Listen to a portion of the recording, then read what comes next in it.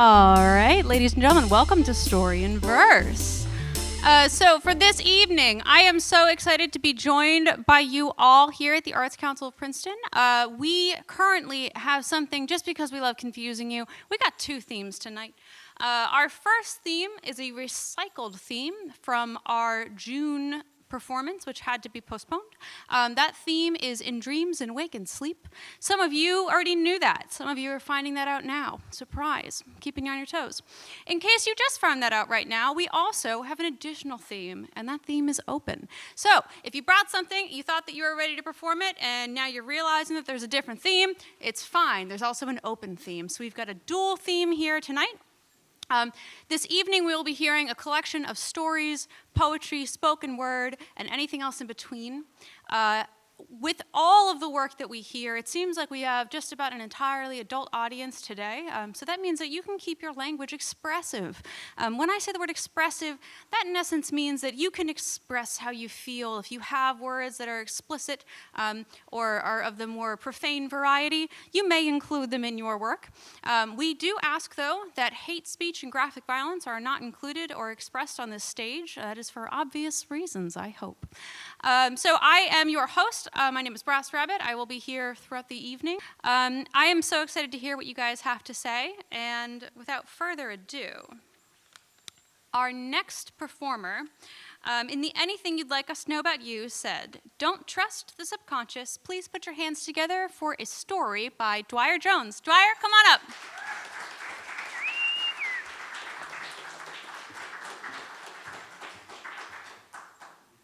Tonight I'm going to talk about two dreams I had, two of the weirdest dreams I had. Lucid dreaming is a phenomenon where you dream and you realize that you're in a dream, and you can do magical things like fly and transform reality with your subconscious mind.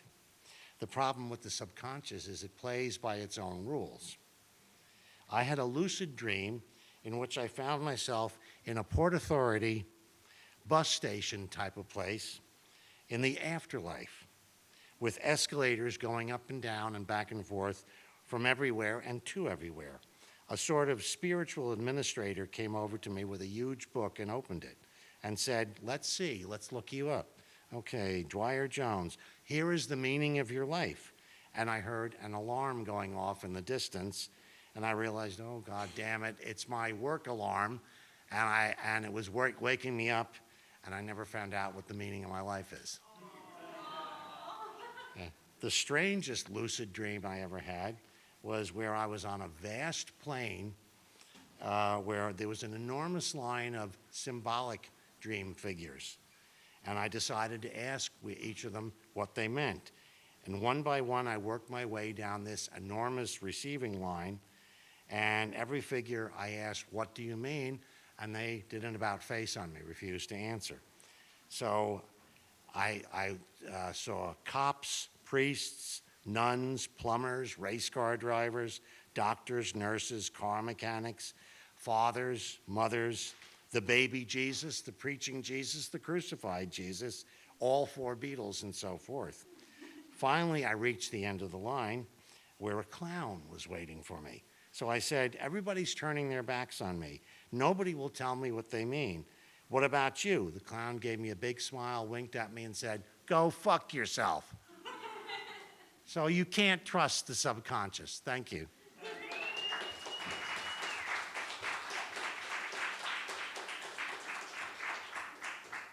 All right, up next to the mic for some poetry. Our next performer would like us to know that they are happy to be here. Please put your hands together for Maria Mia Salazar.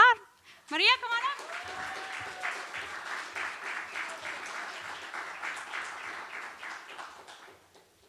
Hi guys, this is my second time here and I'm really excited. I am happy to be here. So I have really small poems that I've been writing this past week. A lot of friends have been experiencing a lot of heartbreak, myself included, and I was just like, you know what? Love sucks. But it also loves you, but it sucks. Anyways, so this is a couple of these poems are about that. And this one's TOD, Time of Death. I'm gonna have to get up for this. I don't know, I'm too tall for this. Pum pum, pum pum.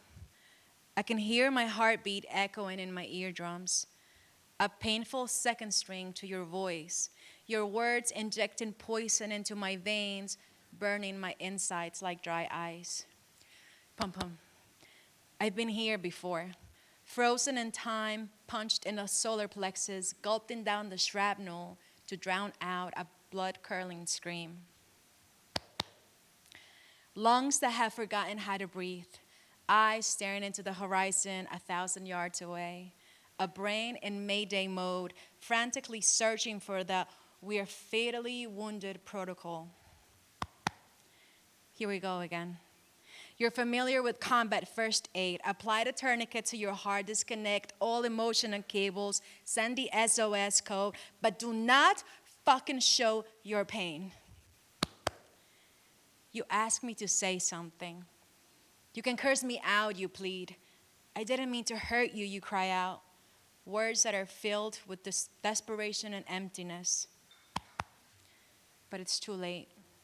This bleeding heart, once full of love and joy, has scrambled in agony because the illusion of who we were, what we had, when we vibed, why we met, is disintegrating into thin air, devoured by masterful lies, uttered by your sweet lips.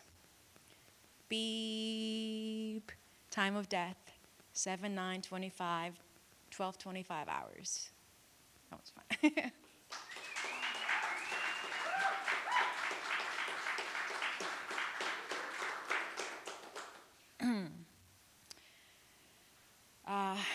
This one doesn't have a name yet. I'm kind of playing with it. So this is for all the artists, because I feel like we live in a world of fantasy and potential, and we look at people and everything to what they could be and not what they really show us to be. So I am an artist, and maybe that's my curse, you see.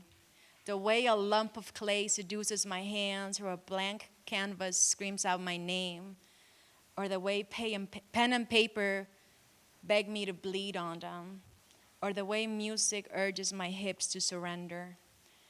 I exist in a realm of possibility, floating between dreams and reality.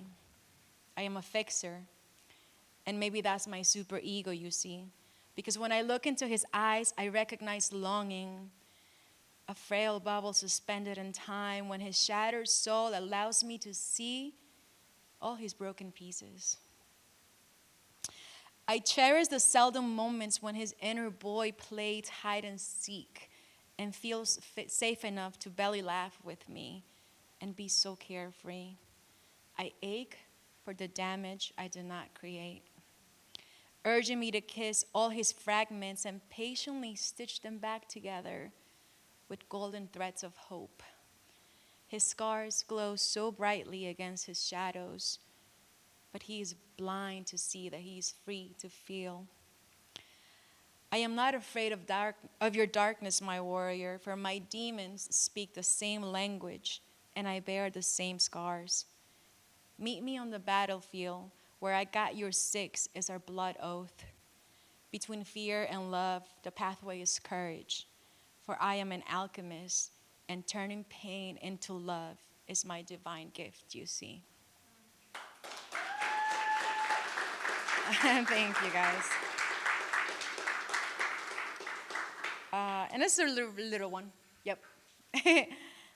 To love an artist is to understand that we live inside a realm of possibilities. We conjure up worlds inside our minds that feel so much better than reality does. To love an artist is to accept that we make love so feverishly to our demons in the dark so that they may dance without shame with our spirit amidst our light. To love an artist is to be our protector when reality sucker punches us in the face and leaves us for death on the floor, disoriented and gasping for air. To love an artist is to embrace our creative language, because we are fluent in pain and love and trauma. Because creation is summoned from the depth of darkness, witnessed by the light and the chaos in between. That's it. Thank you, guys.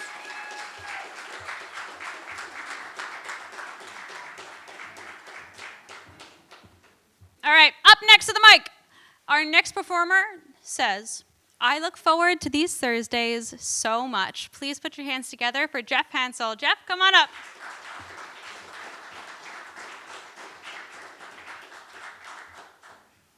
Thank you. I've got 6 poems to read to you tonight. The first one is called A Place in My Dreams. There's a place in my dreams where I go to be free. Not the usual dreams, but dreams about me.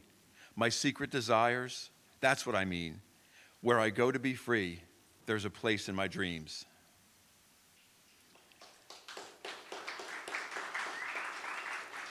And this next one is called Ego.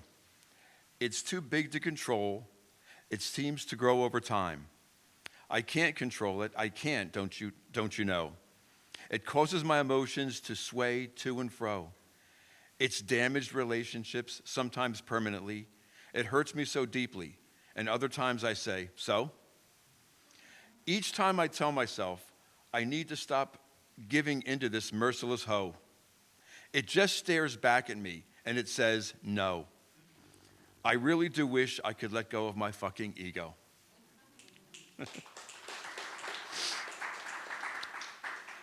And this one's called Frozen Dreams. Suspended, cold, locked in from years ago. Barely visible through the thick ice. Barely alive, I'm afraid. Not forgotten, but yet not remembered either. I can't let these frozen dreams fade.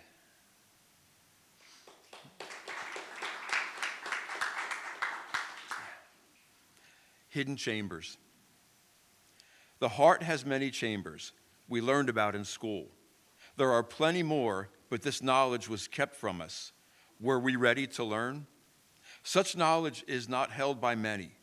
They say these hidden chambers are only known by fools, but only the wisest ever truly find them.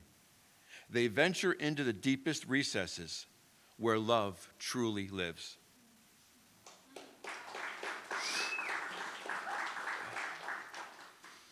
And this next one's called Hatred of a Minute. Love is gone in that minute. Years of love forgotten. Oh, but it's there, cast aside in favor for a moment of a stronger emotion. Only we can decide if that stronger emotion will last longer than a minute.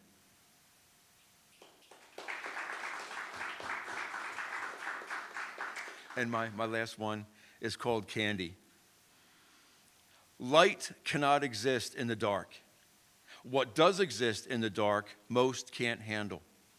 People's tastes don't usually lean to these urges. Well, mine do. Love me, love my darkness. Even if it's not what you fancy, come to my darkness. I have candy.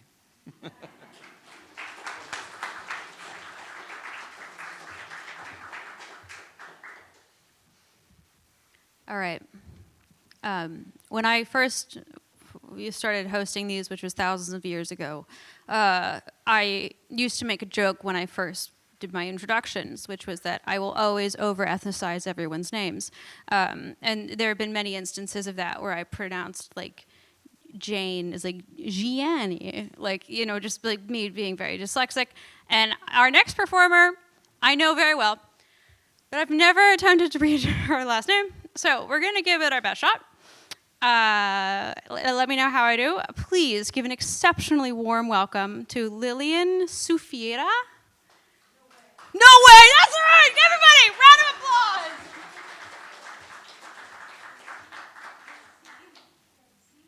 I have an announcement to make. On September 25th, next month at 5:30, I will be doing a presentation here, downstairs in the gallery, and it is an art of presentation, and it is the art of ancient manuscripts. I have been very interested in the beginning of writing, the development of everything along the way. So if you are at all interested, which you might be because I'm making the assumption that you like to read since we are here with what we write, if you go on the website, you will find it under Art of Ancient Manuscripts, and you could sign up. And I think it's going to be a lot of fun. I used to be a teacher, and I've been retired like 20 years now, so it's been a long time since I've done a class like that, and I'm so excited. So if you have the time and if you're interested, come and join me next month and learn all about how ancient books were made. Okay.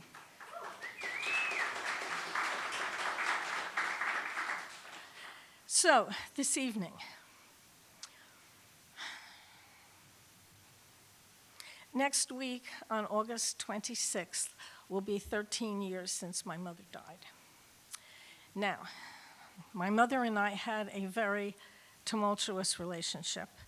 She used to say that we got along like oil and water. Use your imagination. And I left home at 18 and was on my own since then. However, I've been thinking a lot about her and the relationship and just everything that went along all of those years. And about a week or two ago, I started thinking about the things in life that we really can't escape. And I wrote this.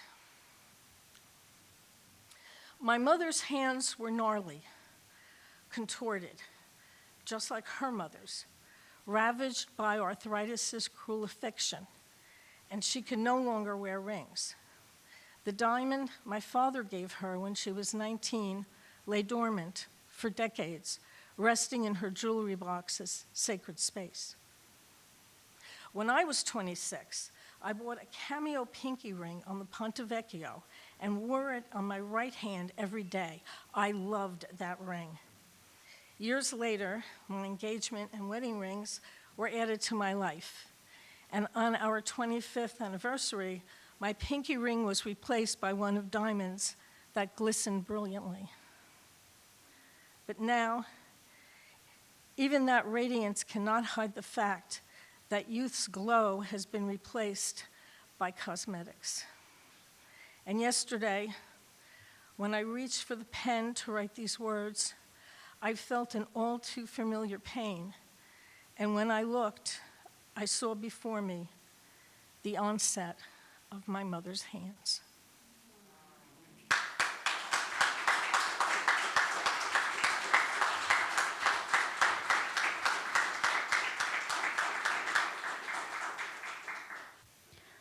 Tell us about a time a dream came true. When I met and married the love of my life. All right, up next to the mic, please give a very warm welcome for some spoken word by Dylan Washington. Dylan, come on up.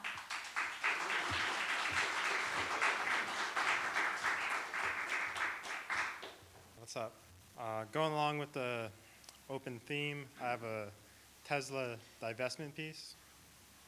All right, so, Musk, apartheid's prodigal son. We're going to need more than a critical tongue. Driven out the motherland by Mandela, and y'all still buy Tesla? Waging a class war, it seems. They got dog memes, we got the guillotine. Usual suspects like Amazon or Meta. And y'all still buy Tesla? Attack public service, now it's personal. Can't stop us, we're too versatile. Impunity, burning up my retinas. And y'all still buy Tesla. Divestment is how we beat apartheid. Wonder what would happen if we all tried. Say you down the protest climate with Greta, and y'all still buy Tesla? Any country, he said he'll coup. Who would have thought it would happen to you? All the hate given to this fella, and y'all still buy Tesla. All right, thank you.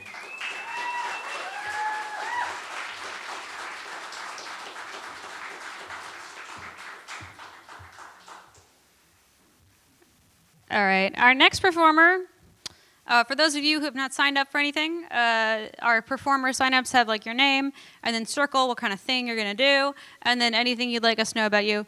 This next performer circled story, made a line with goes like this, and then it says, technically, I'm performing stand-up. Please give a very warm welcome to Melissa Joe. Melissa, come on up. Yeah. Yes, hello, everyone. We'll find, you can be the judge if this is stand-up or not, really, right? But yes, this is my first time here, and I wanted to, thank you. Thank you. I haven't been in this building since I was like 5 years old, so thanks for welcoming back. I wanted to talk about how dating can be tough. Ooh. Oh my goodness, truly. I broke up with my partner of 6 years, and to grieve and process that, I thought I should do some stand-up comedy, right? So don't worry, you're not my therapist. That was 2 years ago. But what I was doing was wild and crazy things during my single era of chaos to get fun stories for stand-up. So what were those things I did here? Basically, like I said, I was doing anything for the story. I decided to book myself a trip to the chocolate capital of the world. I'm not talking about Hershey Park. I went to Switzerland. Oh, I was in Switzerland for a 5-hour layover because I actually went to Kosovo. Yes, Kosovo, that is a country. I can now point it out on a map. But I was there looking for love, someone to steal my heart. Hopefully not my wallet. And so I went to this very romantic place at sunset, and I looked out, and I just decided to scream into the void. Anybody single? No response. Oh, well, there's a response tonight. Fabulous. But screaming into the void, it has worked before. I'll paint a picture for you. Boston, St. Patrick's Day. I'm dressed head to toe in green like a leprechaun ready to get lucky. I walk up to a table with 8 people, and I say, this is true. Who's not getting any? Who wants to get some? I'm a charmer. And you know what? They all pointed to one dude who had his hand raised. What?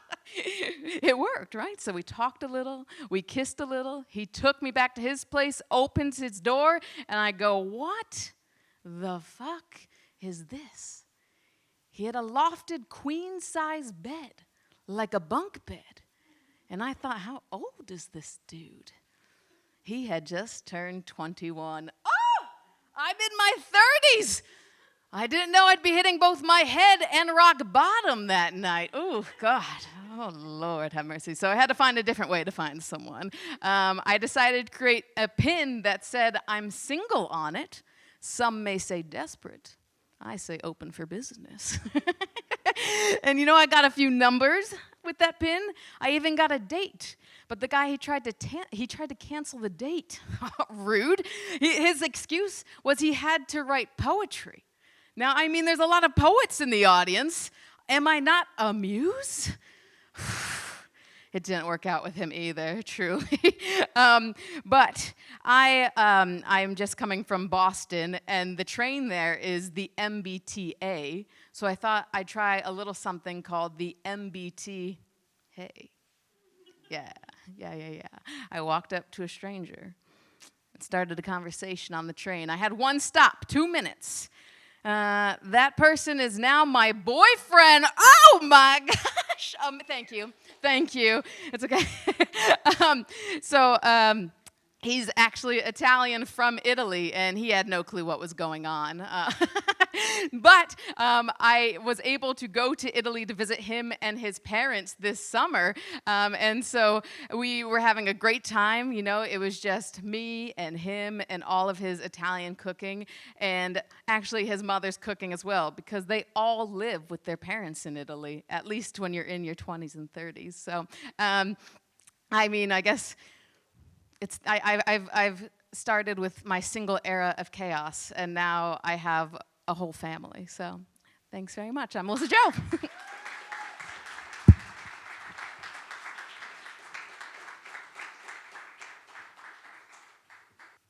If next someone can just please bring their tap shoes. That's all. That's like last thing on my list of things that I need this year.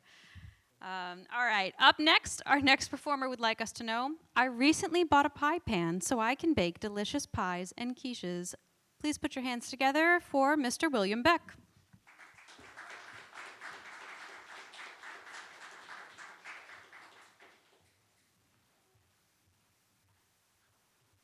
Hi, everybody. First of all, let's give it up for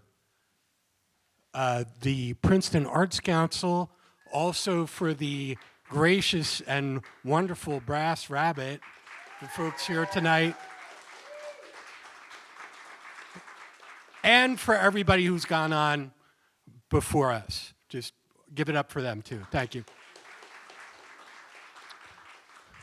So my eyes are bad. I've got tons of poetry I could read, but I said I'll forget it. So we're going to talk about a couple of things tonight. First of all, just to talk about a couple of things that were said by some previous people. We have a gentleman who did a poem about Elon, right? About the president's big guy. And I had my own joke. I really did. And what's that stench around the president? What's that stench around the president, that smell? Oh, that's just his underlying musk. Ha ha. I know, but I thought it was hilarious, and it still cracks me up. I know, and you'll be laughing later. I don't care if you're the only one who got it. You will be laughing. And, okay, and so, you know, there's that. I know we've all been concerned about things. Also, please give it up for the young lady who just did stand up.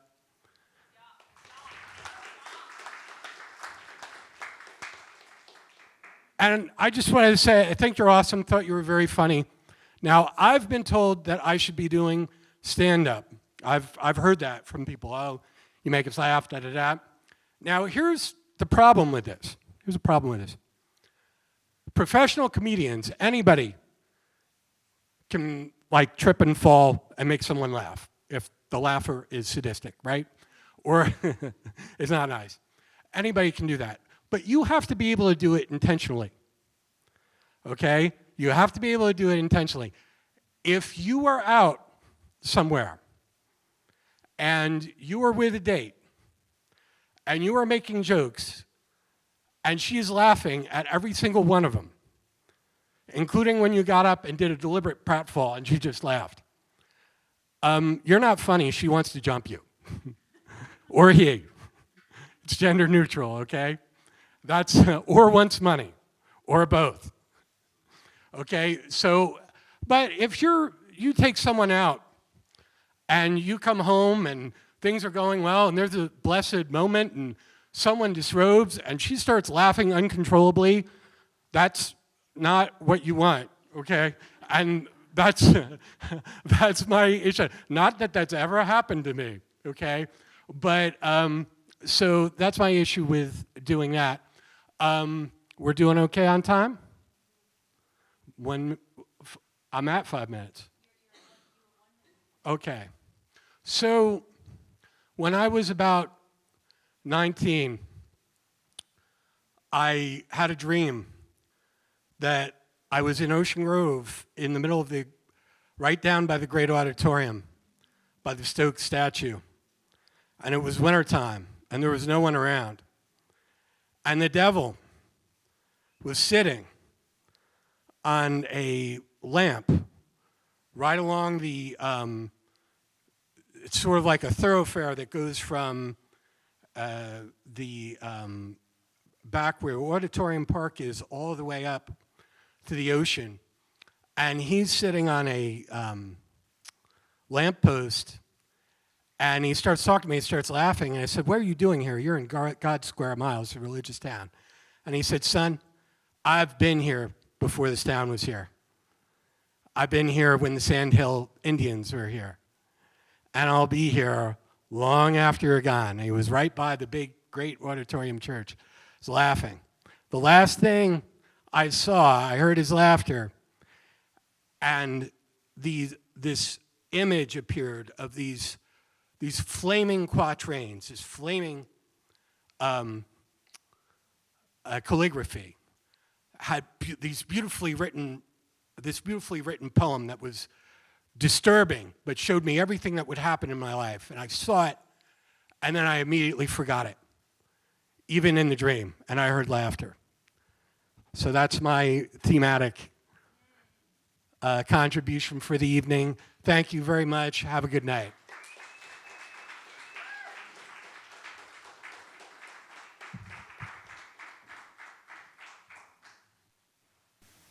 Tell us about a time a dream came true. Receiving flowers for the first time at the ripe old age of 31. Oh, to be loved such that your home is never without fresh flowers. It's always the little things. I know. All right, please put your hands together for our next performer, J.W. Lyric. J.W., come on up.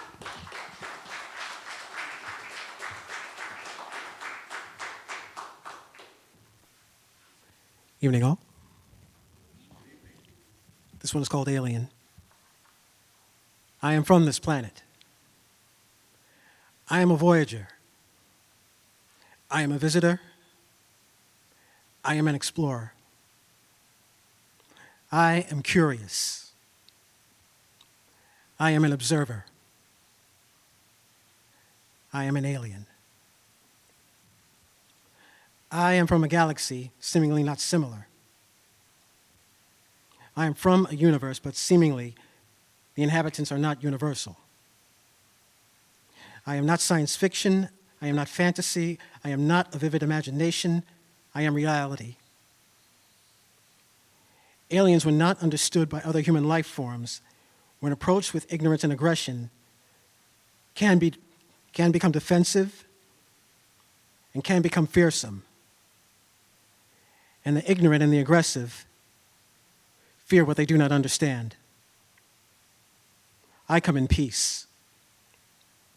Although I am perceived as an extraterrestrial, I am not an invader. I am sentient. I am not a threat to mankind. I am not meant to be hidden away from the public under government internment at an undisclosed location. Not examined, not poked, prodded, and probed, and put in hibernation in isolation for further dissection and study. I am neither a science project nor experiment. I am not a robot, not a replicant. I am an alien. And Earthlings, in regards to myself, have had close encounters of the first kind, sighting. Close encounters of the second kind, physical evidence. I see close encounters of the third kind, contact.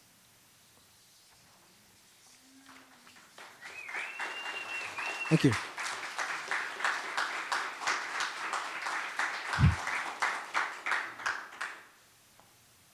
I'm going to try something completely different tonight. I thought about doing this last year, and I really should have, because last year would have been James Baldwin's 100th birthday. So tonight, I'm going to channel James Baldwin. And I don't think I'm going to use this mic.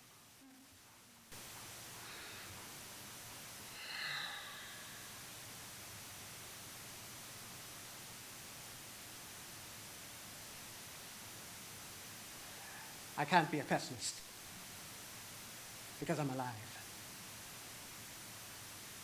To be a pessimist means that you have agreed that human life is an academic matter.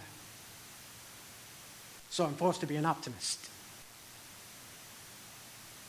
I am forced to believe that we must survive what we can survive. But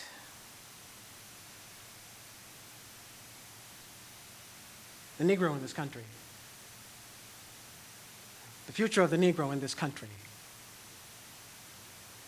is precisely as bright or as dark as the future of the country. It is entirely up to the American people and its representatives. It is entirely up to the American people whether or not we are going to face and deal with and embrace this stranger who we have maligned so long. What white people have to do is to try and find in their own hearts why it was necessary to have a nigger in the first place, because I'm not a nigger. I'm a man. But if you think I'm a nigger, it means you need it. And the question that you have got to ask yourself, the entire white population has got to ask itself, North and South, because it's one country, and for a Negro, there's no difference between the North and the South. It's just the difference in the way they castrate you. But the fact of the castration is the American fact. If I'm not the nigger here and you invented it, you're the white people who invented it, you've got to find out why. The future of the country depends on that, whether or not you're able to ask that question.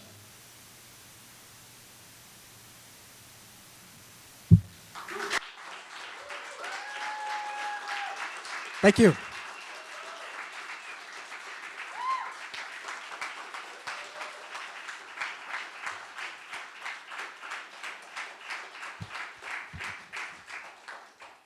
Told you it was different.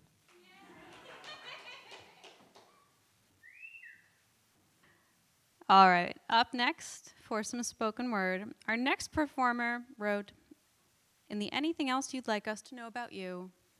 No. Please put your hands together for Puck. Puck, come on up.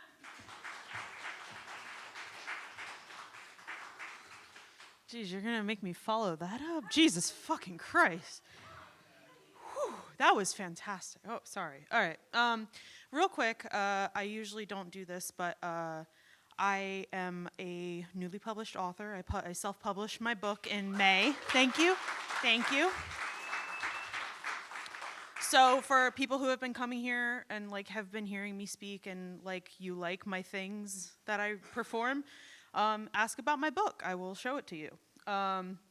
It's nothing like anything that I write here. So don't know what that says. But anyway, this is called Main Character Syndrome. When I was younger, I loved the spotlight. I'm talking lead roles in theater productions, huge birthday bashes, calling attention to myself at every family barbecue. Yes, I was that kid, the star of the show. But everyone kept telling me I was too loud, too blunt, too obnoxious. You can't always get what you want, they told me. Stop making everything about you. And so I did what any hormonal, mentally ill teen would do. I learned to shrink. I began tucking myself in at the edges so I'd be easier to swallow. Over time, I went from center stage superstar to people pleaser. From main character to supporting role, or maybe even crew member, my worst nightmare. Years later, I came across a trend on TikTok. It was using a sound from Mamma Mia. Screw them if they can't take a joke. And then, you can dance, you can jive, having the time of your life. Hey, I never claimed to be good at singing. Anyway, the sound was paired with the caption, I'm not the main character, I'm the. And then the person would pick a common trope for a supporting character to play. Me, naturally, I picked ultra hot mommy figure who's thick AF, and for what? Elastigirl from The Incredibles, Aunt Cass from Big Hero 6, you know what I'm talking about. And sure, that was pretty funny, but it was also safe. Because I didn't dare call myself the main character, not after everything I endured, never again, or at least that's what I thought at the time. Then I had this dream. I dreamt I was at a convention and Tim Curry was there in full Frankenfurter drag. I met him 3 times, and the 3rd time he offered me his arm and we walked together. I told him I was in a shadow cast of Rocky Horror. No, he gasped in mock disbelief. And I said, yes, giggling like a kid. I told him I wanted to play every part someday, but then I thought about playing his part, playing Frankenfurter. I was terrified, so I asked him, isn't it scary being the center of attention like that? And then I forgot his answer. And I think my brain made me forget on purpose because it didn't know and it was scared of the unknown. Later on, in another dream, I actually got the role of Frankenfurter. And in this dream, I actually realized I was dreaming, but instead of celebrating, I felt guilty. I felt guilty for being the main role in my own dream. When I woke up from that dream, I just lay there trying to digest what I had just experienced during my slumber, and eventually I decided something has to change. So I made myself a promise to learn how to be the main character in my own story, not apologetically, not shyly, but fully. And now I pretend sunsets and rainbows and lightning are staged just for me, because nobody else stuck in traffic is appreciating them like I am. Now I save butterflies and honeybees from sidewalks and immediately Google their spiritual meaning, because I know that was a message from the universe just for me. Now I dream of being a writer, a game developer, an artist, a musician, all of it, because why should I limit myself? Why shouldn't I aspire to be these things? It's my life, my stage, my story. And I finally decided I'm not the sidekick, I'm not the supporting role, I am the main character of my own life. And in the words of Frankenfurter himself, don't dream it, be it. And so I am. Thank you.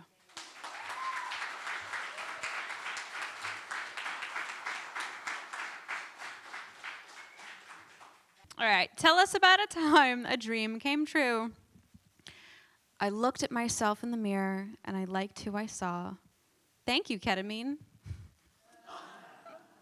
You guys really did it tonight. You did. All right, up next to the mic for a poem, please put your hands together for Samir. Samir, come on up.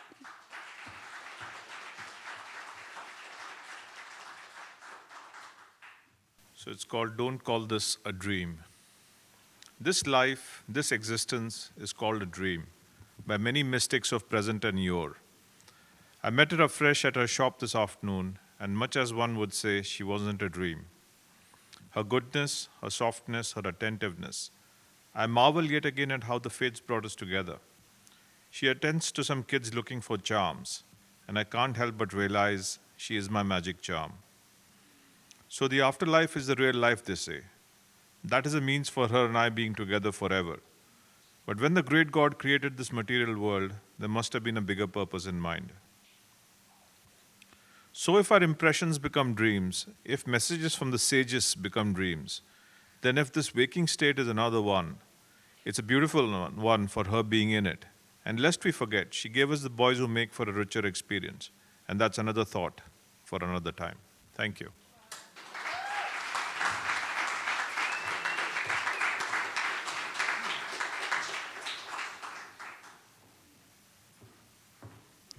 All right, next to the mic for a poem, please give a very warm welcome to Erato the Muse. Erato, come on up.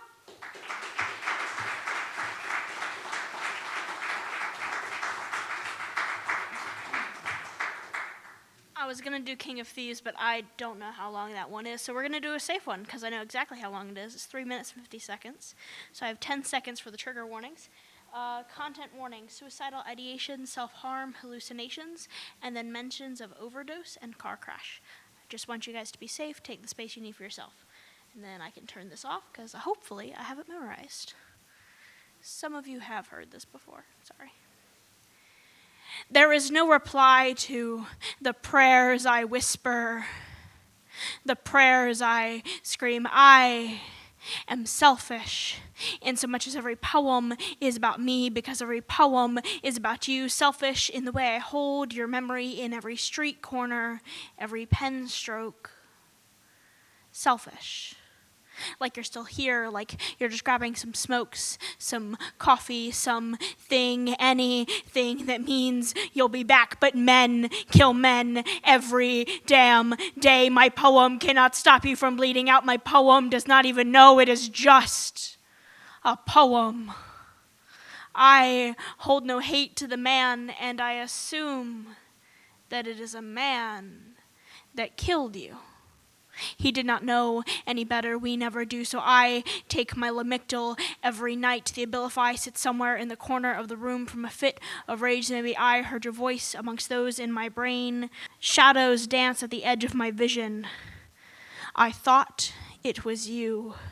My pills make you go away. They make my blood red, not gold. You see, my blood wants me to gut myself, tear the knife like you tore on concrete to say the lizards crawling in my stomach. My blood wants me to carve this poem into my lungs.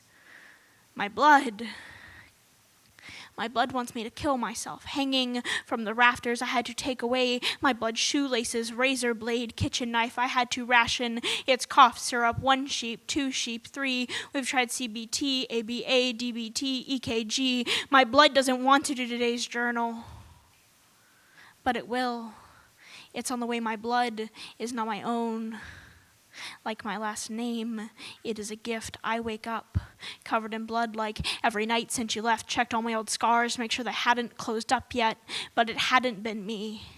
Had only been you bleeding through the seam of my shirt. I had only been me standing on your stage, holy ground.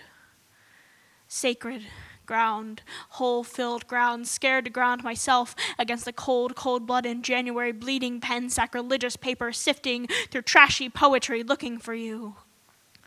Always looking for you in my words and my cloth. Bone, my father's DNA, his little poet boy, poetry boy, begging to go home to a life of absence. Somebody makes a joke about a car crash, and I see you bloodied. I see you bloodied. My ribs ache. Are they bruised like you were? Are they broken like you were? Somebody makes a joke. Am I broken like you were? What bastard son am I? See, I am half of you, half the man you'll ever be, half the word you'd ever speak, half the picture frame, half the fucking poem. Have the guts to tell you I changed my last name. I couldn't handle the weight of you on my chest, couldn't bear your sins on collateral with my own. Your son is dead. I am all that remains. His words are all that remains. You see, my father and I view poetry differently. Poetry has never been my bastard lover, never a knife wound, never an overdose, a graveyard. Poetry is medicinal. A salve to lessen the scars, a suture to stop us from bleeding out onto the page. Poetry is salvation. My father and I view poetry differently, to say the least. Perhaps that is because he views poetry as something, and I view poetry as him. Thank you.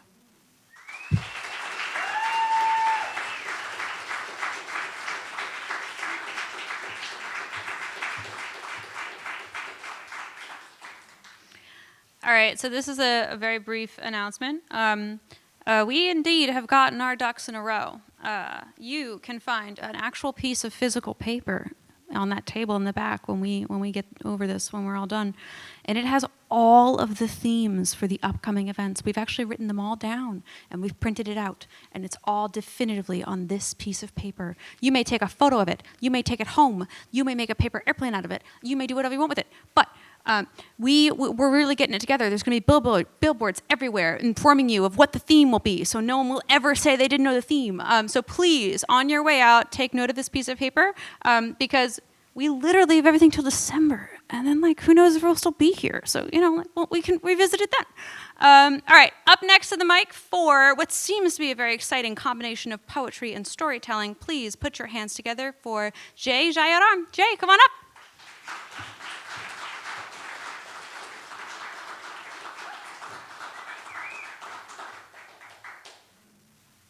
Hi.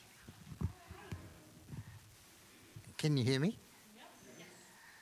This poem, you can choose the country in the world that you think may apply. It's part of a series of poems called Fascism at Midday. This one is called It's Tough to Write a Poem. Bliss was in the dawn to be alive, but to be young was very heaven. Not so, Christ, the voice of a woman, eerily floating in my neighborhood. The dead have the right of dissent. It's tough to write a poem when you know a woman has been shot dead at her door because she wrote against those who wield power in the name of the people. Some people, not all people. I knew her father. We smoked cheap cigarettes and split a cup of coffee to save a few coins with which we could buy a book of poetry. And we wrote poems on the back of leaflets with stubs of pencils borrowed from the reading rooms. We had no money but were free to read, write, speak, rights that those who fought for our freedoms gave us, asking for nothing in return, except that we preserve them by exercising them. Now we are being harassed, imprisoned, and murdered because we exercise our inalienable rights given to us by the Constitution, by the men and women who laid down their lives so we may be free to do what? To lay down our lives again? It's tough to write a poem when you learn that 3 others are dead in the last year and it is the same gun and for the same crime of telling the truth. Any one of them could have been like my mentor who lent me books that made me and learnt me that words don't kill, bullets do. No one has been apprehended, and it's my apprehension no one will be. It's tough to write a poem when an ancient religion you learnt as a child can even now recite hours and hours of sacred hymns and scriptures is weaponized to segregate, arrest, kill, and suppress all who profess other faiths. And the people you thought you knew so well suddenly seem to swear by the theocracy and look askance at you, their old friend, so naive, so gullible. Don't you see this is the dawn of a new day? See there the darkness receding. See here the sun dawning. We do not anymore agree what is dark and what is dawn.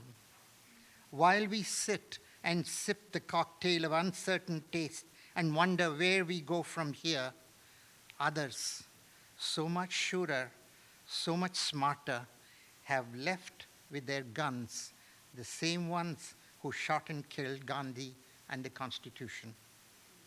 The house is on fire, and all God's children sleeping in, blissfully unaware of the creeping flames enveloping all that we have and cherish.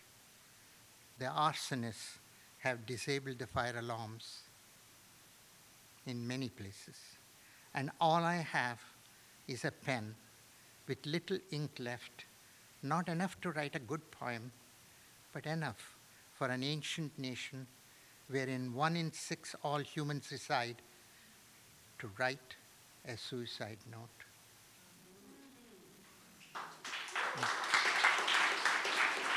I have 1 more minute. 1 more minute. Okay. For a change of mood, let me read something else. Hold on. Yes. It ain't fair that the pretty girl next door grows into a shapely matron while I have to slide sideways into revolving doors. It ain't fair that the air I breathe is full of pollution and any food I like, I shouldn't eat. Any food I can eat, I don't like. No expert has any solution. It is so full of confusion, enough to drive a man, don't you think, to drink and dissolution? I like that. It ain't fair talking of such spiritual solutions that one should drink to success, but not to excess. It ain't fair when I can finally afford vintage, I must desist, and act my bloody age. Your tummy is in a flux, with acid reflux. Pull the throttle on hitting the bottle. It ain't fair when you assert you are totally sober.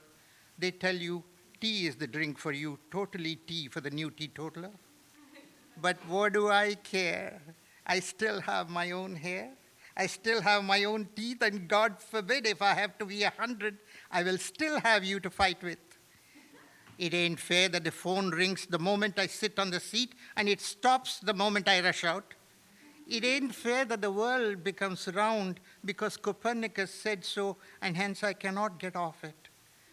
Ptolemy had it right. With the world flat, you could get somewhere. And if Ptolemy had it wrong, frankly, my dear, I wouldn't care. It ain't fair that the sweet waters of a river flow into a sea to become salt, and in its midst, sailors die of thirst. But what do I care? I still have my flair for all things lovely and fair. Blood still flows hot in all my veins, yes, everywhere. And God forbid if I live to be 100, I'll still have you to chase in my wheelchair. It ain't fair that you become rich if you help the rich, but if you help the poor, you become poor, you remain poor. Something is wrong in the state of Denmark. To quote Shakespeare, since I have no further remark. It ain't fair that the poems have to end just when you are round the bend. In a finale, I end, if I may, on behalf of us all. It ain't fair that death closes all just when I am beginning to know what it is all about, to get the referee's call just as you saw the goal and I'm about to kick the ball.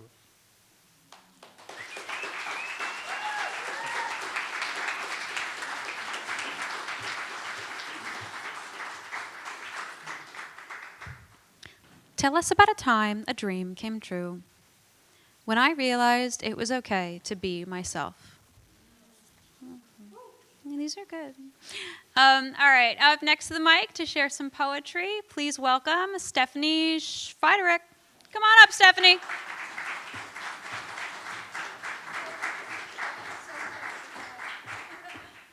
Hey, everybody. All right. Thank you. So, I went with dreams and wake and sleep. So sleep and dreams have often eluded me. And mainly because while I suffer from chronic pain, generalized anxiety, and depression. So this is called Noonday Demon. 4 corners and a base, a place for sleeping, for lovemaking, for dreaming, a space for writhing in pain, followed by weeping, a place that leaves imprints in the sheets and markings on the skin. If I make it to the morning, if I make it through the day, I'll let you know what it means to hold on to the time that goes by so painstakingly slow.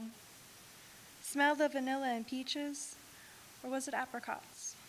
I sway back and forth in my reverie, where things feel fuzzy, but just enough. I walk into the sunroom, but it's darker than I remember. Your long brown, graying locks glinting in the sun, your greenish blue eyes shimmering. A smooth sea never made a skilled sailor, and a fast love never made a heart full. The experience is reflective like a quiet, still pool. What a wet dream. Grabbing my arm fat like a safety blanket, I laugh and I reflect, remembering that time early in the morning where I woke up because I heard someone say, "Can you hear us too?" But no one was there. I look down and the cotton sheets are blue and I'm sweating. We ought to come to terms with our mistakes. Because ephemera is things that exist, are used, or enjoyed for only a short period of time. Is that what life is? Or is the essence of life itself just an iteration of feelings and visions fluctuating from moment to moment, year to year? In the end, we all become ghosts, spectral mirrors to someone else. And so you crawl into bed with me, lay beside me, facing up towards the ceiling. We close our eyes and begin describing what we see, a rapid expansion of colors like glittering flappers dancing in the wind, where the earth sang at the end of the valley. And as quickly as you appear, you leave me with my anxiety, my paranoia, and my childhood trauma advancing in my mind. We can't force something to be the truth, even when it is. And I look at you in the darkness and I smile, softening myself into my pillow, knowing I don't sleep to dream. Thank you.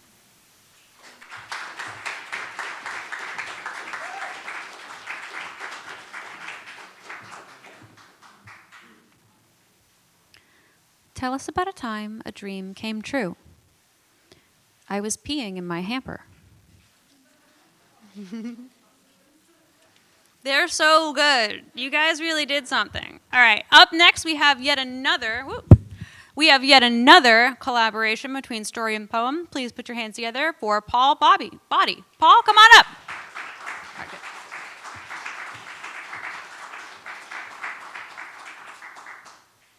I work as a paraprofessional teacher in a class of students who have autism and some other disabilities, third grade to fifth grade. One of the things I do at school through the whole year is I never bring lunch or bring any food to school. I eat off the land. My girlfriend says it's not eating, she says that eating off the land is like eating venison and boiling acorns. She says that what I'm doing is taking candy from babies. But this would happen on a fairly regular basis. Bobby, who is supposedly intellectually disabled, would, at snack time, he'd pretend he needed to go to the bathroom. But then when he was on the bathroom, he would scoop a cupcake from Emily and eat it so quickly I could never catch him. But then Bobby would have left his Teddy Grahams there. I couldn't give the Teddy Grahams to Emily to replace them. It's against our regulations to give food from one child to another. So I wound up eating them myself.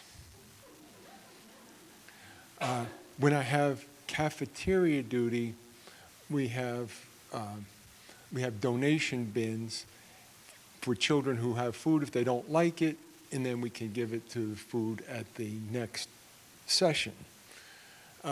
Inevitably, 90% of the food that we collect is carrots.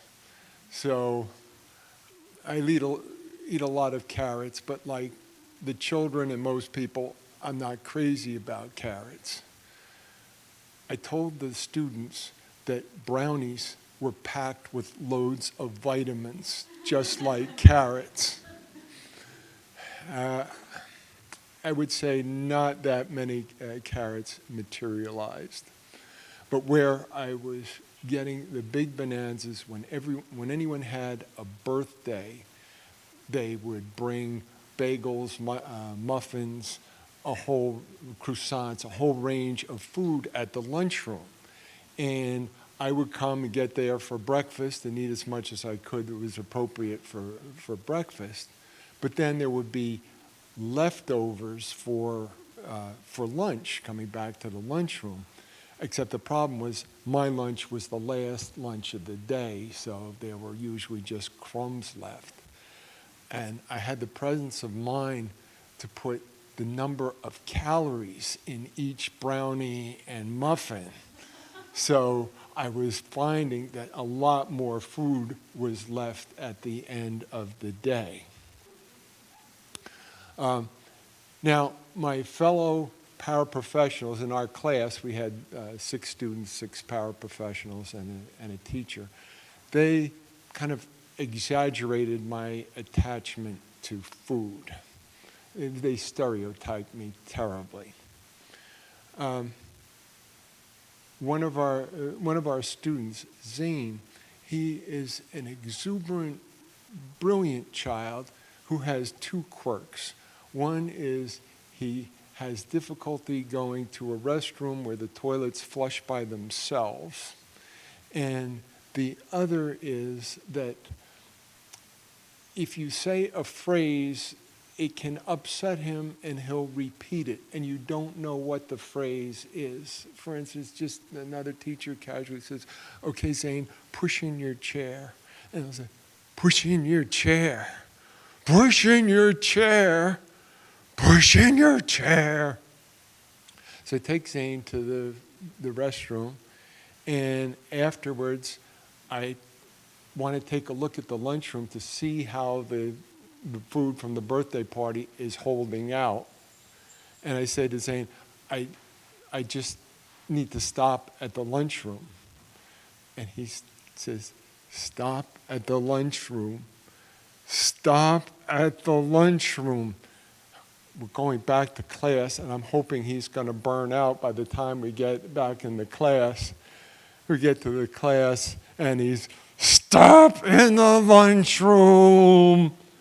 Mr. Romas, the teacher, asks, like he doesn't know, Mr. Body, do you know why Zane is saying stop in the lunchroom? I said, I really didn't have any idea. Thank you.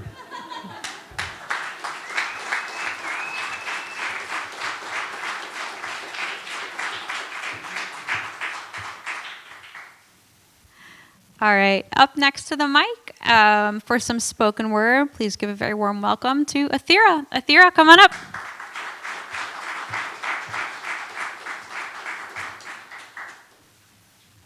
Hi, everybody.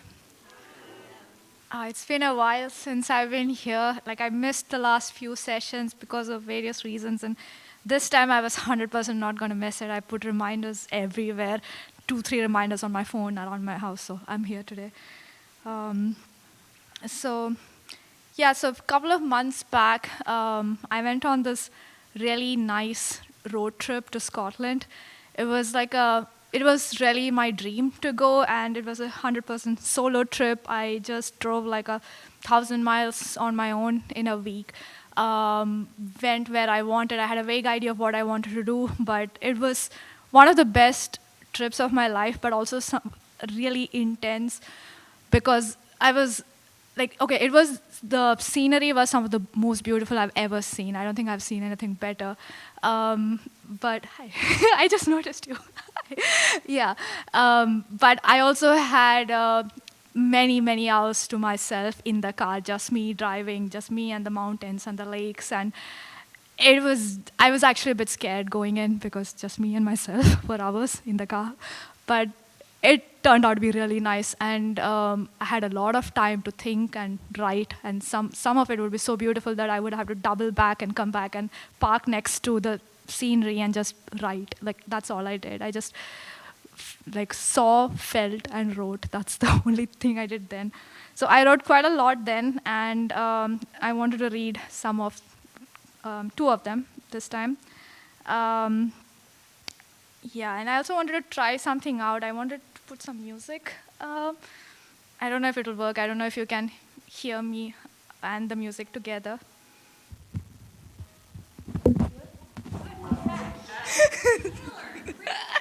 Okay, I guess I'm holding it. Where is it? Can you hear it? Ah. Okay, I'll have to speak loud. Can you hear me talk too? Okay, good. Okay, this one doesn't have a name, but I'll just start.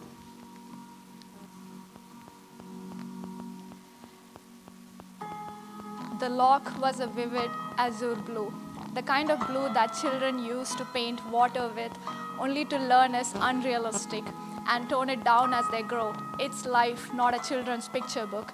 But here it is. I gaze upon it and I wonder, when did I begin to mix whites and grays to my blues and greens? A piece of mind lost on the way. Vast glens moved through by glaciers long past, now covered in green velvet moss, dotted by full-bloom yellow gorse, the color of a child's imagination. I keep looking for my missing piece.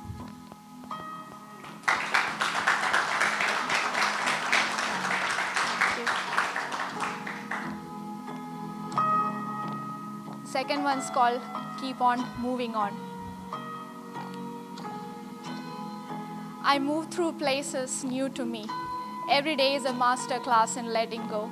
I let go of things big and small, perfect days never to be had again, of views that cannot be seen again, people who move on after days intertwined.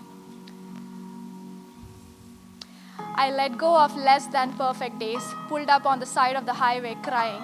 I let go of perfect itineraries imperfectly executed, tempted to double back, get them right this time.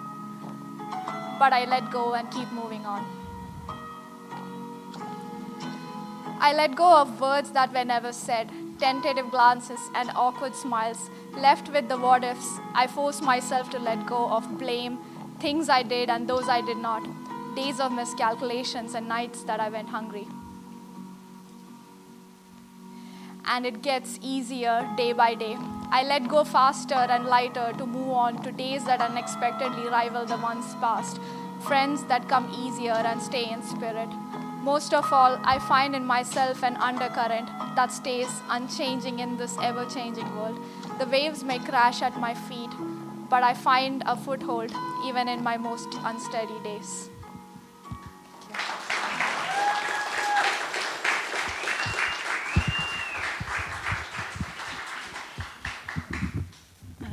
Okay, thank you everybody. It's really nice to be back. Thank you.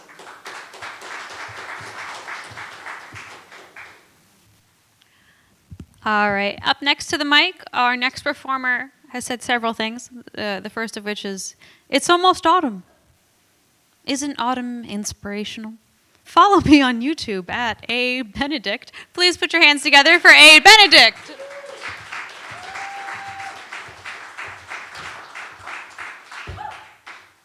Nice to see you all. And it is almost autumn, isn't that nice? I came up with my own theme, by the way, if that's okay. Theme is time. So I'm going to do a couple of poems, and they're based on time. And I know that time is of the essence, 5 minutes, right? I'm looking for a clock. I feel like I'm in a casino. There's no clocks in here, so I'll keep it within the 5-minute time frame. So the first one is called A Simple Moment. So this one is about recognizing the present moment. A simple moment. Simple late afternoon, simmering western sky, serving life's latest entree of stress, fear, and rumination, with a sizzling side of trepidation. Sun rays dancing, dimming, darkening the crystalline evening, draping the horizon in purple, closing curtains on another day.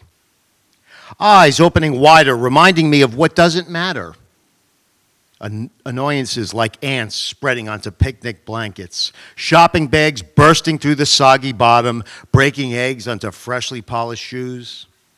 Stacks of unpaid parking tickets, rivaling gambling debts, spiraling into financial doom. All that matters is the sense of wonder illuminating the night from this marvelous waxing moon. Life blending into a starlit sky. Consternation blending into constellations. I'm not hurrying or hopping hedges too soon. Just focused on the moment, breathing a slow, cathartic sigh. Thank you.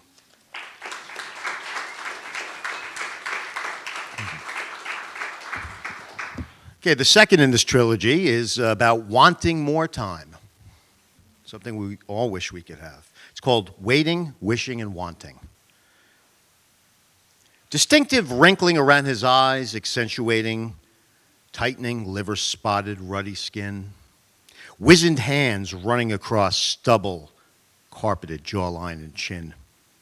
Waiting, waiting, waiting. Waiting for time to pass under a setting sun. Midday yawning, revealing, cornering, crevicing, and cracking lips. Fingernails unkempt, sharp, tapping the table with brittle fingertips. Wishing, wishing, wishing. Wishing hourglass sands were stopping, freezing time. Eyes blurring, reddening and tearing, borrowing hungry spectacles, feeding drowsy sight. Hair graying and thinning, transforming from black to ashen white. Wanting, wanting, wanting. Wanting, not merely existing, just wanting to live again. Thank you.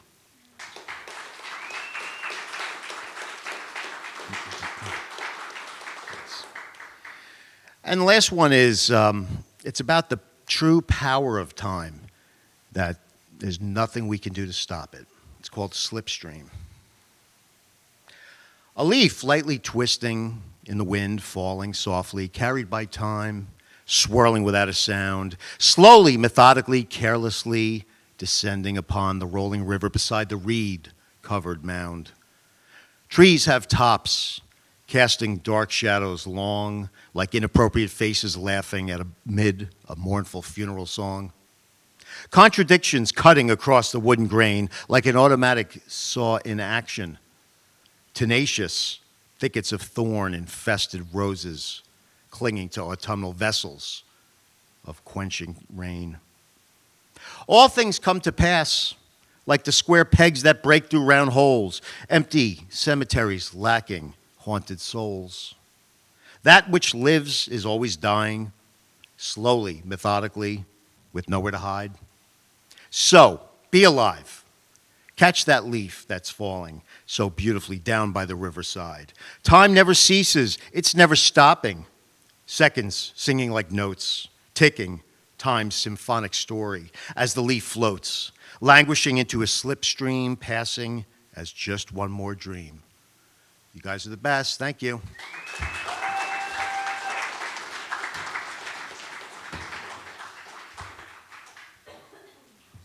All right, our next micro story reads, "Tell us about a time a dream came true." I think I'm still waiting. All right, up next to the mic, please put your hands together for Kat with a poem. Kat, come on up.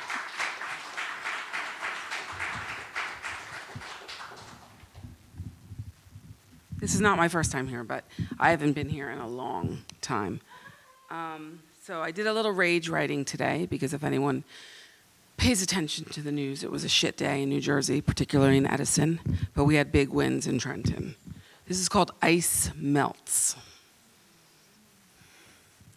I am weary of all of this darkness. To call it darkness, though, is an injustice to the night. When the sun is setting, we almost mourn its departure, but we celebrate at dawn, the sunrise, the breaking of a new day. But there is power, too, in a sunset.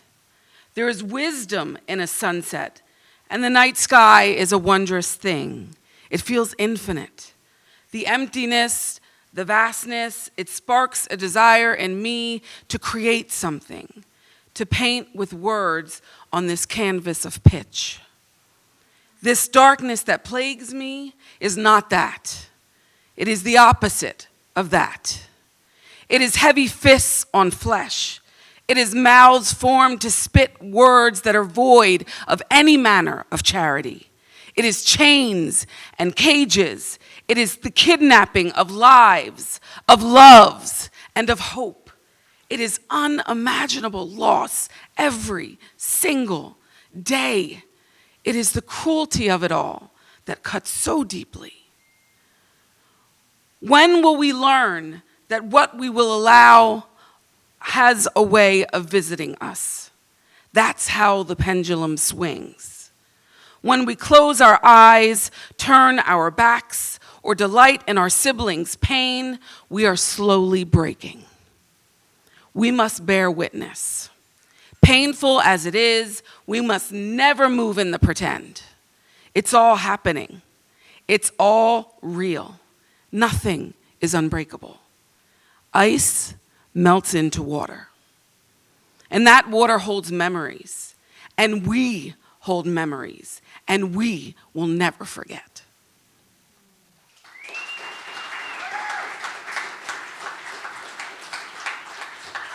And fuck ice. Sorry. Okay. This next one is called Bodies of Water. I don't know when exactly it happened, when I fell in love with floating on the water. Something about being weightless and hearing my own breathing singularly in my ears. When I am floating, I am free. I feel fortunate. I remember my first time floating in a kayak on the open water and thinking, I would pay a small fortune to feel this free always. My Tatiana was with me, and she said, Mom, white people do this shit all the time. And it was there that we vowed to do more white people shit. I laughed, we laughed then. But it's kind of sad if you think about it. The idea that feeling unburdened by the weight of my own body, of floating and feeling free even in open water, was somehow, even in part, reserved for people that don't look like me. If we were meant, I gotta put my papers down. If we were meant to own it, it wouldn't slip through our fingers. Water is a measure of privilege. Water, it literally falls out of the sky, but has been weaponized in ways too numerous to count. I could teach a course on the power and privilege of water. They carted us, shackled across a world of water when they stole us from our homes. We consumed water out of fountains assigned to us, fountains that said colored, but there was no color in that water. When we took to the streets with our minds stayed on freedom, they turned their water hoses on us, tore at our flesh, and broke our bones. Our babies have been drinking tainted water, lead-filled water, while others water their flowers with buckets of the good stuff. When the first peoples gathered to say, you shall not poison our soil with your toxic pipelines, they shot them with water cannons full of ice, inflicting unimaginable injury to bodies and souls. We have nations declaring themselves winning at war by denying water to the most vulnerable. It literally falls out of the sky, out of our eyes. Water is life. Water has no color, but when it's spread across the sky just so, it gives us a rainbow, a promise of something better. It holds memories, memories that span oceans and time. If we were meant to own it, it wouldn't slip through our fingers. It's for all of us. In puddles, it looks like you, but also just like me. I will always remember the day I waded in the water and came out brand new, but me, still me, always me. It holds our stories, all of our stories. When water breaks, it bursts new life. It marks the start of something extraordinary. If we were meant to own it, it wouldn't slip through our fingers. More than half of the human body is water. We weren't meant to own humans either. We weren't meant to control them, torture them, kill them, deny them access to life-giving water. We weren't meant to create a world where the value of life, the beauty and power of every life, carelessly slips through our fingers like water.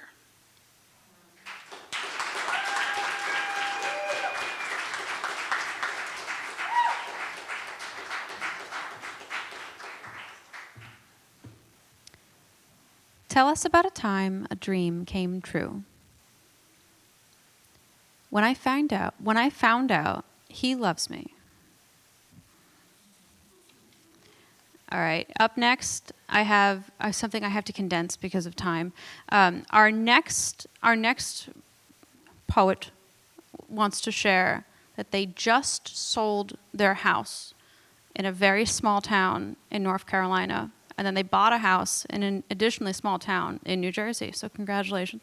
And then apparently the guy that they purchased this said house from in New Jersey just bought a house in said small town in North Carolina. So we're like, what's going on? Please put your hands together for Heather Smith. Heather, come on up.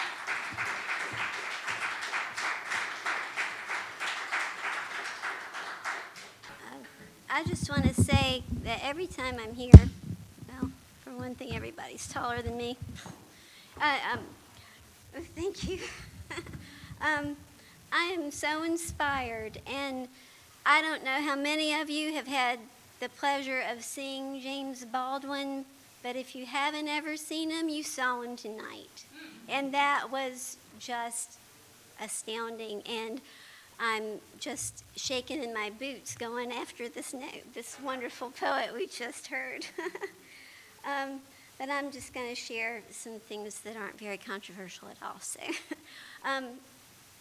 one of my students told me one time that my Facebook page is very mom-like. And this is about a meme on Facebook about dandelions. So it's called the dandelion.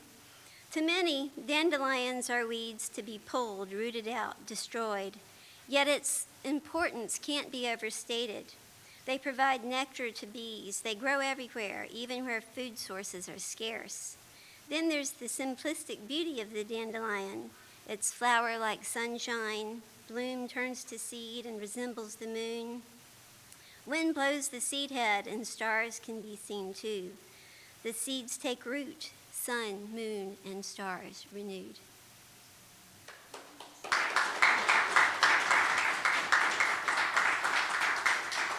The next poem is called Sea Glass. Jagged shards of broken glass, years at sea, decades pass, tumbling deep beneath the waves, scraping sand, colors fade, transforming into something new, little jewels of varied hues. From vitreous to product line to shattered bits, transmuted with time.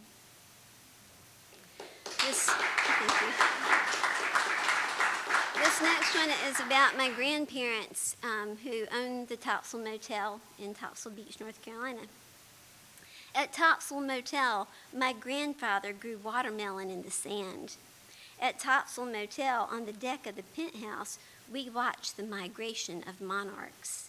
At Topsail Motel, I learned to body surf and found shark's teeth on the beach. At Topsail Motel, we ate at the breezeway and had 3 crab cakes each. At Topsail Motel, we saw dolphins in the inlet. It was grand. I miss those lazy summer days of summer afternoons and my grandparents close at hand. This next one is on theme. I wasn't going to read it because I get a little tongue-tied, but it's called Dream, and it's about a dream I had about 3 weeks ago. Recently, I had a dream. My boss put Barack Obama on my team. She told me I should give him a call. I fumbled and forestalled. Finally, I pressed the button on my phone that had his smiling face. I couldn't do it. I hung up. He called back with grace.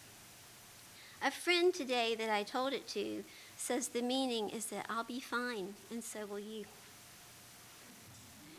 And my last poem is called Over My Head. In the river I wade, hesitantly at first. A little further on my own, I won't be coerced. The water gets deep, it's over my head. I swim out to the middle and begin to do laps. The water is fine, clear and refreshing. I rest on my back before heading in, but I know I'll come out again and again. Getting over my head, taking that risk, it's a thrill and a pleasure. It is sheer bliss.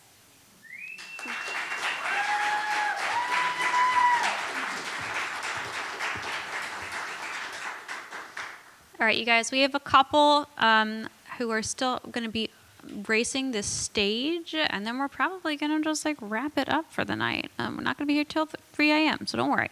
Our next performer will be sharing a combination of poetry and spoken word. Please give a very warm welcome to Adam Bloom. Adam, come on up.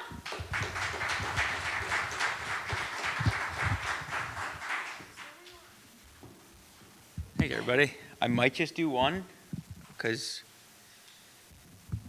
we'll see.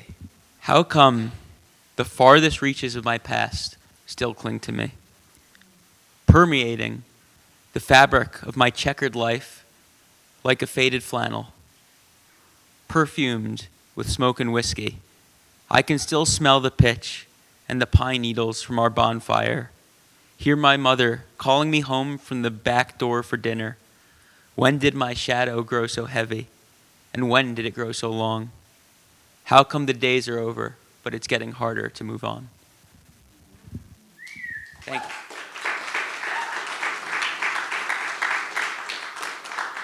Let's see what I have under that. That was the only one I was going to do, but let's see what's under. Okay, this is kind of like a corny one, but I'm going to do it anyway because I have you guys. Sleep is a safe space. When the black dog sinks its teeth into the flesh of my being, I go to my room. I don't want to slip too far, just to dip my toes in the water, to look from a distance. When the bite gets too hard from that rabid black dog and I'm on the fence, I go to bed and rest. Sleep, to me, is a bridge with a net to catch my fall. When I come back, only time has passed. I'm still here, while the jaws have loosened their grip. I have tightened my own by taking a breath.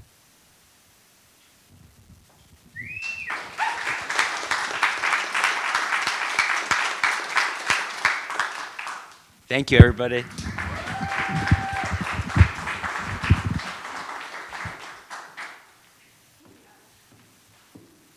All right, our next performer will be sharing a poem, and I'm very excited to hear from them. Please give a very, very warm welcome to Lavinia Kumar. Lavinia, come on up.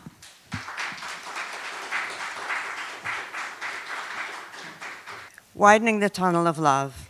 And this is a true story in Halifax, Nova Scotia, and I use a few Bruce Springsteen words. A painter's sunset. The moon rises, a huge pale red orb over cargo ships waiting at the deep harbors east for their dignified entrance in the morning mist. Ferries and seagulls quieten. Not quite cool evening sounds begin. Open-air restaurant knives and forks clatter. Beer and wine glasses clink. Near us, families line up at the corner for Cow's ice cream. Children taking turns to sit on the plastic Frisian cow. We sit on steps away from the water, lick ice cream cones, catch snatches of chats, watch couples stroll holding hands. Old stone seamen's houses surround, their white shutters framing windows and lighted lamps calling loved ones at sea. A guitar player sings in a corner. Man meets woman and they fall in love. Our retreat is nearly finished when we see a tall, elderly couple stroll in after dinner companionship. She with walking stick and light coat, he an elegant belted raincoat. They hear the guitar player sing. It ought to be easy, ought to be simple enough, and you've got to learn to live with what you can't rise above if you want to ride on down through this tunnel of love. And so it is. She hooks her stick on an arm. He guides her to his arms. They dance in slow circles on the pier's well-worn wood, their comfortable rhythm, long habit.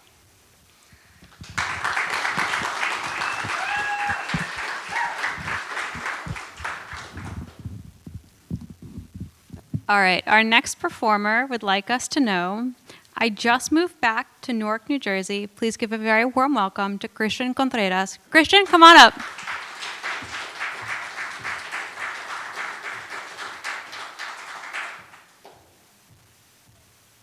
Hello, everybody.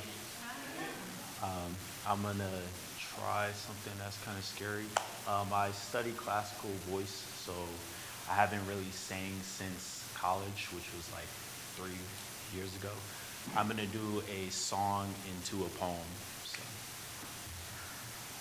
Oh, when I come to die, oh, when I come to die, oh, when I come to die, give me Jesus,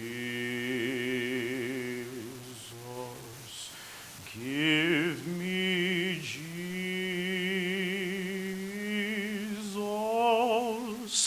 give me Jesus.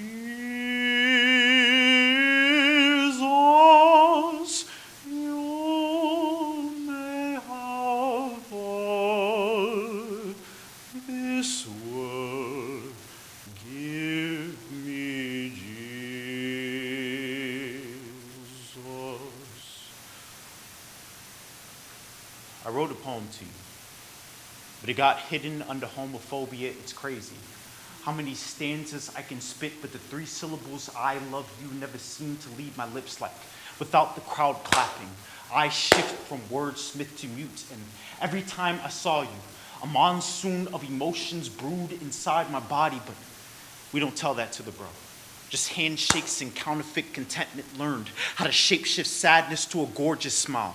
White teeth to hide the black hole harnessed in your heart. Nicknamed He-Man, probably because you spent so much of your time trying to save everyone else you lost yourself. And I never asked to see beyond the macho man, probably because I was putting up a front myself. It's crazy how I buried your poem so long, it resurrected as a requiem, and now your eulogy rings with regret. I regurgitate a recital with songs entitled, I should have known. I should have checked in more. I should have asked if that smile was a facade. I should have given you the tightest hug mankind has ever seen. I don't care if they call us gay. I should have let the 3 words, I love you, be my most repeated poem. I don't care if they call us gay. I had a poem, I had a book, I had a whole series of love letters with your name on it. I had a piece that could have stopped the peace from turning you to rest in peace. I had belief in miracles, and if I still did, I'd pray that God shake the hands of time back, so I had more than handshakes to give you. They say words last forever, but so does silence. I'm sorry silence was the greatest gift I ever gave you. I'm sorry your carcass got more attention than your conscious body ever could. I'm sorry our fraternity letters were the only letters we shared. I'll pray every day to a God I'm not sure exists anymore, to swaddle you in his bosom, wrap E in your arms, oh God. Have the angels serenade him with love songs every day. Let him know he's in a land with no more sorrow, no more sadness, no more pain. Cleanse his bullet wound with the holy blood of Jesus. Even Jesus wept, so let E weep with everything inside his body. Hold him as you would a newborn baby. Hold him, oh God. Hold him, oh God. Hold him how I was too man to do. Read him a poem, a book, a love letter with his name on it every day till the end of eternity. And though this poem I wrote was a little too late, just make sure it reaches his ears in the vast unknown. Make sure he knows I loved him too. E, I love you.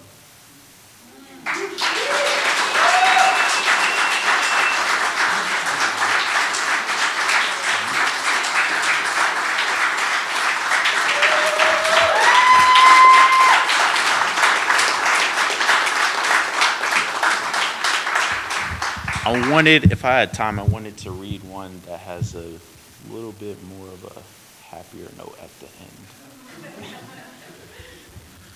end. It's related on the same topic.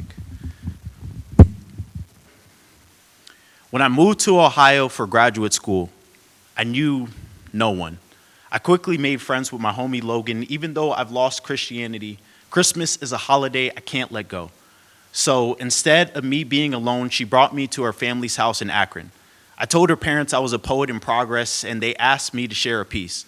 So I did a crowd pleaser, hoping for their oohs and ahs. I've learned to live for applause and die by silence. Her mom gave me the encore I sought, but her dad let water flood down his face, like he didn't have time to keep emotions bottled up, like he knows the weight of a loaded gun aimed at his brother's head. The first time he held another man in his arms was probably a body riddled with bullets. See, Unc was a soldier, knows war can't make men. It makes caskets. Even the ones who return have holes where their soul was. It's sick. The way we train to be strong, only to lift each other up as pallbearers. I didn't understand his tears. Society said turn ducks into dams. Hold water glands on the precipice of my eyelid. I've learned which God men worship. Told us bow to the bullet. Only fall in death. Boys don't cry. They clench hurt in folded hands. Never for prayer. Always ready for you to meet your maker. It's odd how raining shells wash the toxic masculinity out of man. Let it rain. Blood ooze before a tear will. Greet with open arms before open arms. Before I left, after only knowing me for a few days, Unc embraced me tight and told me he loved me and meant it. Like death, too real to wait for tomorrows. Like patriarchy, a cross he will no longer bear. Thank you.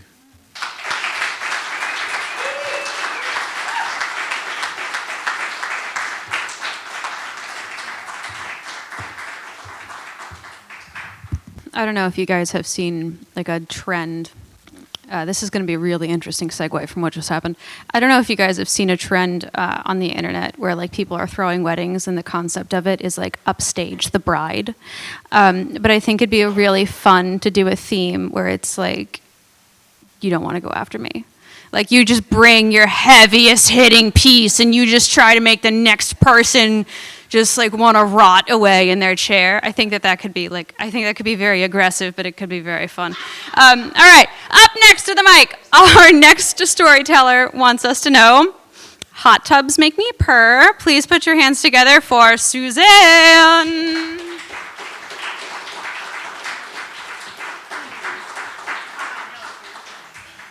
What the hell, people? My God, it's been like embroiled. I was going to talk about boobs. Like, I wasn't hold up. I actually had a little blurb I was going to read to like make it somewhat serious, but like I was really going to go boobs or dead dad. I hadn't made a decision yet. I mean, I don't know what to do now. All right, I want to see raise either boobs or dead dad. Boobs? Dead dad. Okay, all right, boobs. Okay. Dead dad next time. Dead dad next time. Come next time. They're not even the same story, kind of. Anyway, so give me a second here to gather this up. Wow, this has been like a crazy night. The people in here are so freaking talented. Okay, I'm trying to think of my story. Hold on. All right, okay, so about 1 million years ago, I was pregnant. And I won't give you all the boring details of gestation, but I will say that I was pregnant longer than an elephant, and there was a long period of time where I was on my left-hand side watching the entire OJ trial and eating about 1 million pounds of food because I wasn't allowed to move because I had something called rubber cervix, which nobody knows what that is, but apparently what it does is it threatens to open up, but it never does. So you have to lie there and not move for really long periods of time. And so after a very long period of time, I actually had to go in a snowstorm and walk over to the hospital because the child just never came. I was, no one would have lied, 10 and a half months pregnant. And so I went over there and I begged them to rip this child out of me. And they did. But first, I had to have a C-section because the rubber cervix never actually opens. I swear I'm going to get into the important part. So anyway, there's my husband. He decides it's appropriate to bring his entire team of college buddies in to greet me as I'm getting ready to have my C-section. So, here's Rob walking in, and I'm getting shaved. And, here's Tom walking in, and I'm getting my catheter inserted, And when you're 10 and a half months pregnant, it's like bring the whole team. I don't care. But no privacy. Anyway, I told you this was not going to be profound at all. Anyway, so finally they ripped me open like a flounder, and out comes this child. Now, I don't know if you've had a C-section, but I could feel nothing from my neck down. So here's my joyous, blissful moment, right? And I am paraplegic, basically. And so they say to me, here's the nurse with this tiny, beautiful little baby who also can't move, right? Because she's 5 pounds, whatever. And they say, can you come in? Push the movement. And put her on my chest. And she leaves the room. And I was like, wait, don't go. Don't go anywhere. Don't go anywhere. And I'm like, oh God. And my child, I don't know if you know what meconium is, but the stuff that they poop out the very first moment that they're born, especially right after the nurse leaves and you can't move. I swear this gets moved. And so then I'm like trying to keep the child. She's sliding. I can't move. I'm trying to keep this child on me for my joyous moment of first breastfeeding. Anyway, so I do manage to make that happen, and Bobby and Tom came back in, and I'm trying to latch her on for the very first time, and they say, oh, we're going to give you some privacy. I'm like, you just watched my catheter be inserted. You can't see me breastfeed? Anyway, this is not a great story. Anyway, people stayed for this. Okay, so here's the part the boob part. So my daughter then, I believed in la leche, so she was going to nurse. She never had formula. She never had a bottle. She was just going to have breast milk. And I don't know if you know this, but when you're breastfeeding, they're no longer breasts, they're sides, right? So she would only sleep if she nursed to sleep. So every night we would try to get her to sleep, and she would nurse, and then she would do this little thing where she'd go, and her little head would come back, and she'd have a little breast milk, little bubble on her, and it was so cute. And then I would go, oh God, let me go to sleep, let me go to sleep. And then she'd wake up, and I'd go to the other side. And she'd fall asleep. So this went on for 17 months. And so, in addition to never having breast milk or any of those things, another thing happened. I went psychotic. Because I hadn't had any sleep in 17 months of anything longer than like 4.5 minutes long. So, in about 16 and a half months, we decided we're going to put her in the other room, and I would just get up and go side, and then go side, and then go back to sleep. Well, 17 months in, she was sleeping in the other room, and I wake up, and the sun's up. And I looked around, and there was no sound, and my husband was sleeping next to me. And the very first thought I had in my central brain was, well, she's dead. I mean, I really liked her. She was really nice to have. But, I mean, that's over now. She's dead. And, I mean, I guess I could go, I remember thinking, I could go in and check on her, but if she's dead, what am I going to do? She's dead already. Nothing to be done. And if I go in and wake her up, and she's just sleeping, and I go wake her up, I'm going to have to kill myself. So I'm just going to choose life. And I just turned over and went to sleep. And that's when I was asleep.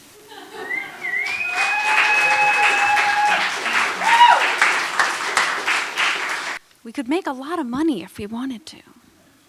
But we work in the arts, so we don't want any money ever at all. All right, I have my second to last performer, and then we're kicking everybody out. Can I please have a Mark right on up to the mic for a poem? Everybody, Mark! I just want to say that, you know, as a creative, sensitive person, I come here for food for my soul, and you guys gave me a banquet tonight. It was really something. So thank you. I appreciate it. Like the rain yesterday, and this is from like a month ago, whenever it rains, I think about nature and relationships. It just puts me in a contemplative mood, and these 3 pieces came out of that. The first one is called After the Rain. The fresh scent of a cleansed world, petrichor, hopeful promise of new growth, finds the in-between places comfortable to blossom. Old roots stretch to discover the stamina of extended dirt time. The wind carries the joyful song of the moistened, throated birds. Damaged trees feel their resilience and sway with the wind song. Insects analyze different ground for home. Tiny bacteria, gerusim, start their scent parade. In nature, the small always creates, supports, and destroys the large. And the rain starts another cycle. Thank you.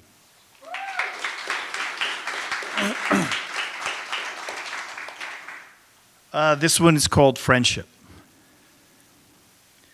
I heard your distress call, the foghorn sound of blindness. I struggled to reach your shore, swimming in the undertow of motionlessness. I cannot reach you. Your journey is solitary. Please keep your head above water and breathe. Do not choke on the wave's nature. I can only help by doing the same. Thank you.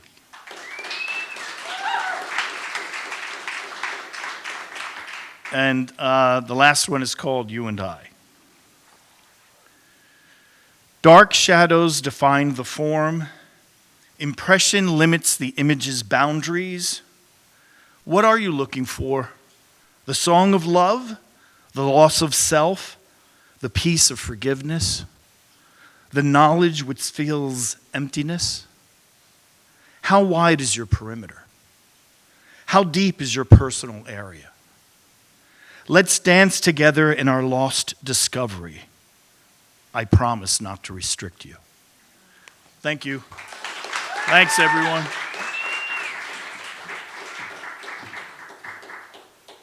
All right, you guys, the most patient person of the evening award goes to our final performer. Please give your loudest round of applause for Deborah. Deborah, come on up.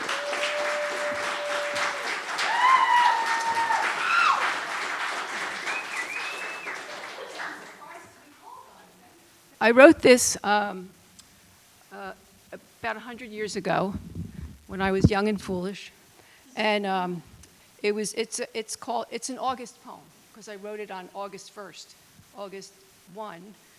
The name of it is August 1, but it's August W-O-N. August did win that day. It was on the beach in Fire Island. Was the nude beach, and you can strike that image from your brains right now. So here we go. We view the unrelenting surf pounding against the glistening turf. So the songs of sea and sand remain the last and only loud refrain. The waves come rolling one by one to shine beneath a broiling sun. They froth, they boil, they tumble high against a hazy August sky. And we with naked bodies lay in celebration of this day, which always we'll remember well and hold within our souls to tell. Those fantasies which once we chased are ours to relish now with grace.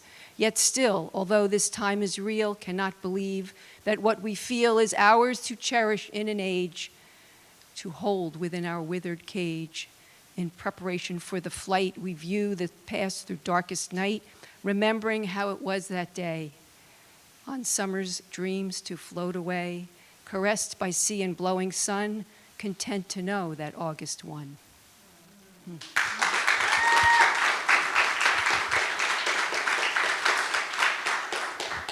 Okay, and then I just have my most recent one, inspired by, sometimes you meet people in your travels through life that you really like them, but they're not so forthcoming with some of the details of themselves, and you wish that they would tell you more.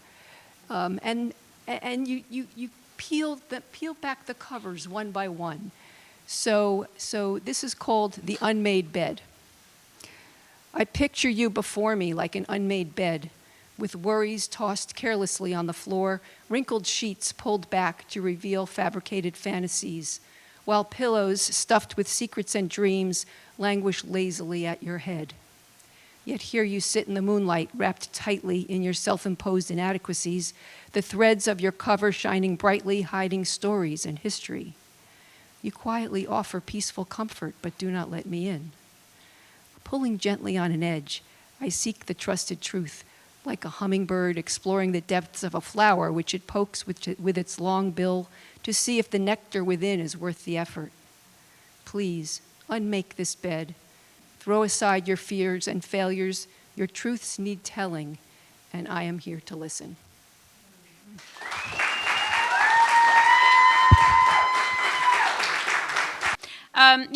I have to say, I mean, like, I refrain from giving my opinion or my praise when someone has completed their work, because it's not my job to approve, and I'm also not judging you, and I'm not giving you trophies, and no one cares about what I think to begin with, so like I'm aware of that. But it is one of those things to be so deeply moved by such a wide variety and diversity of different topics and deliveries and methods of delivery and people and ideas. And this is just such an absolute pleasure to be here with you all. So thank you so much for sharing your talent and your work. And this really was quite a remarkable evening. So thank you. A big round of applause just for that. Just what happened, yeah. Wow. I am, again, just so impressed and astonished by all of you. Thank you so much. A very big thank you to the Arts Council of Princeton for hosting us and keeping the lights on so late. Thank you to all of our performers. And if anyone would like to join me, I'm going to do a quick group photo, and then we're going to get out of here. My name is Brass Rabbit, and thank you so much. Have a good night.